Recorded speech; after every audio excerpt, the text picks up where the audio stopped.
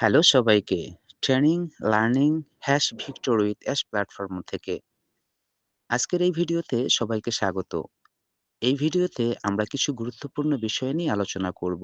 আমরা কথা বলবো এফিলিয়েট লিঙ্ক সম্পর্কে, ইমেইল সমস্যা, টাইম লিমিট, এছাড়াও রেজিস্ট্রেশন সম্পর্কে কথা বলবো। সবচেয়ে আগে কথা বলি এফিলিয়েট লিঙ্ক সম্পর্কে। এফিলিয়েট লিঙ্ক সম্পর্কিত কিছু প্রতিষ্ঠাতা সদস্য মেসেজ পাঠিয়েছেন।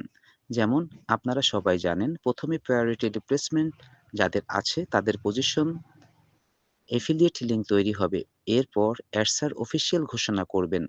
যারা বাকি থাকবেন, অর্থাৎ যাদের প্রায়োরিটি পজিশন নেই, তারা সেই তৈরি হওয়া লিঙ্কের মাধ্যমে রেজিস্ট্রেশন করতে পারবেন।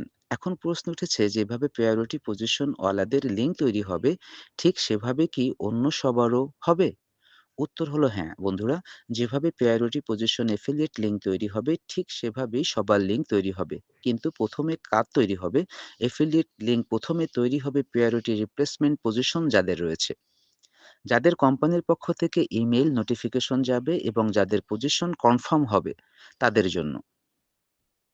যখন সেই এফিলিয়েট লিঙ্কের মাধ্যমে কোনো লোক রেজিস্ট্রেশন প্রক্রিয়া সম্পন্ন করবে এবং ভিক্টর উইথ নামের নতুন প্ল্যাটফর্মে জয়েন করবে, তখন সে তার ড্যাশবোর্ডে পৌঁছানোর পর তার নিজের এফিলিয়েট লিঙ্ক তৈরি হয়ে যাবে। লিঙ্ক তৈরি হওয়ার পর সেই ব্যক্তি যে কোনো নতুন বা পুরাতন কাউকে সেই এফিলিয়েট লিঙ্কের মাধ্যমে জয়েন করাতে পারবে, রেজিস্ট্রেশন করাতে পারবে, ইনভাইট পাঠাতে পারবে, কোনো সমস্যা হবে না। যেভাবে প্রায়োরিটি পজিশনের লোকেরা তাদের লিঙ্ক শেয়ার করতে পারবে, ঠিক সেভাবেই আপনারাও আপনাদের লিঙ্ক শেয়ার করতে পারবেন এবং নতুন করে আপনার সংগঠন বা সার্কেলের মধ্যে যুক্ত করতে পারবেন। যখন আমরা কথা বলি ইমেল সমস্যা, এখন আমরা কথা বলবো ইমেল প্রবলেম নিয়ে। কিছু মানুষের এমন অবস্থা হয়েছে যারা তাদের রেজিস্ট্রেশন ইমেল প্রবেশ করতে পারছেন না।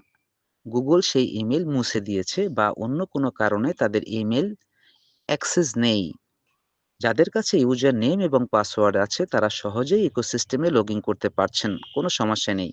কিন্তু যাদের কাছে রেজিস্ট্রেশন ইমেইল অ্যাড্রেসের অ্যাক্সেস নেই এবং পাসওয়ার্ডও ভুলে গেছে, তারা লগ ইন করতে পারছেন না। ওটিপি দিয়েও নয়, কারণ ওটিপি যায় ইমেইলে। তাহলে এখন তাদের জন্য সমাধান কি? একদম সহজ সমাধান বন্ধুরা। আপনাকে কিছুই করতে হবে না, শুধু অপেক্ষা করুন ভিক্টর উইথ এফিলিয়েট লিঙ্ক তৈরি হওয়া পর্যন্ত। যখন সেই এফিলিয়েট লিঙ্ক তৈরি হয়ে যাবে, তখন যাদের লিঙ্ক আপনি ব্যবহার করতে চান তাদের লিঙ্কের মাধ্যমে রেজিস্ট্রেশন করে যুক্ত হতে পারবেন। একটি নতুন ইমেইল অ্যাড্রেস তৈরি করুন যা সক্রিয় থাকে এবং ভবিষ্যতে ভিক্টর উইথ প্ল্যাটফর্মে ব্যবহার করতে পারেন। সেই নতুন ইমেইল দিয়ে নতুন প্ল্যাটফর্মে রেজিস্ট্রেশন করুন, কোনো সমস্যা নেই। এখন আমরা কথা বলবো টাইম লিমিট নিয়ে।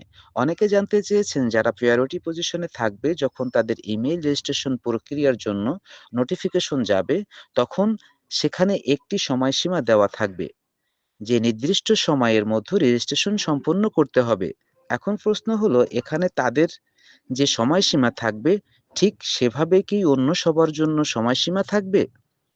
আমি আপনাদেরকে জানাতে চাই, বিষয়টি আসলে তা নয়। শুধুমাত্র তাদের জন্য টাইম লিমিট থাকবে যাদের কোম্পানির পক্ষ থেকে ইমেইল এবং রেজিস্ট্রেশন লিঙ্ক পাঠানো হবে। বাকিদের জন্য কোনো টাইম লিমিট থাকবে না। আপনাদের যখন ইচ্ছা যার লিঙ্ক চান সেই লিঙ্কের মাধ্যমেই রেজিস্ট্রেশন করতে পারবেন, কোনো সমস্যা হবে না। এখন আমরা কথা বলি নতুন রেজিস্ট্রেশন নিয়ে।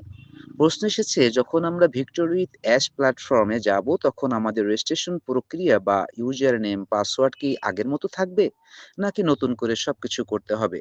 আমি আবারও পরিষ্কার করে বলছি বন্ধুরা, নতুন প্ল্যাটফর্ম সম্পূর্ণ নতুন, অনপেসিভ থেকে কোনো কিছুই নতুন প্ল্যাটফর্মে যাচ্ছে না। এটি পুরোপুরি আলাদা, ইউনিক এবং ভিন্ন। আমাদের ভিক্টর উইথ জয়েন করতে নতুনভাবে রেজিস্ট্রেশন সম্পন্ন করতে হবে, অর্থাৎ আপনার ইউজার নেম নতুনভাবে, পাসওয়ার্ড নতুনভাবে, ভিক্টোরি সবকিছুই আপনাকে নতুনভাবে অ্যাড্রেস করে প্রবেশ করতে হবে।